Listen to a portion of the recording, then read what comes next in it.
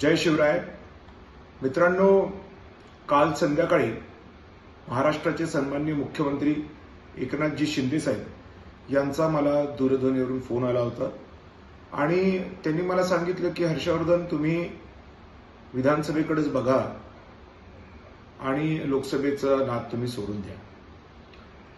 मला प्रश्न असा पडला की अशा परिस्थितीमध्ये तसं पाहायला गेलं तर कन्नडमध्ये सुद्धा शिंदे गटातून संजना दानवेंचं नाव ऑलरेडी फायनल झालंय. होय, संजना दानवे. का? कारण की मी मध्यंतरीच्या काळामध्ये माझं डायव्होर्स पिटिशन मागं घेतलं होतं, हे म्हणून की हे वाद मिटतील. जे काही झालं असेल, चुका कोणाच्याही बाजूने झाल्या असतील तरी त्याला एक मध्यम मार्ग आणि पुढाकार घेऊन हे सगळं आपण मिटवूया. पण या प्रकरणाला आता जवळपास 1.5 ते 2 महिने झाले.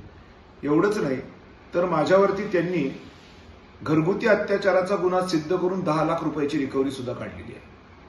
मग या पार्श्वभूमीवरती आज माननीय मुख्यमंत्र्यांचा जेव्हा मी विचार करतो त्यावेळेला माझ्या असं लक्षात येतं की आजही ही मंडळी थांबायला तयार नाहीयेत आणि आजही यांना मला दाबायचंच आहे.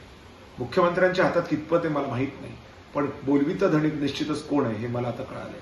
त्यामुळे अशा या एकंदरीत परिस्थितीमध्ये निर्णय काय घ्यायचा हा निर्णय तुम्हाला आणि मला घ्यावा लागणार आहे आणि तो निर्णय हा धर्माप्रमाणे धाडसाप्रमाणेच घ्यावा लागणार आहे.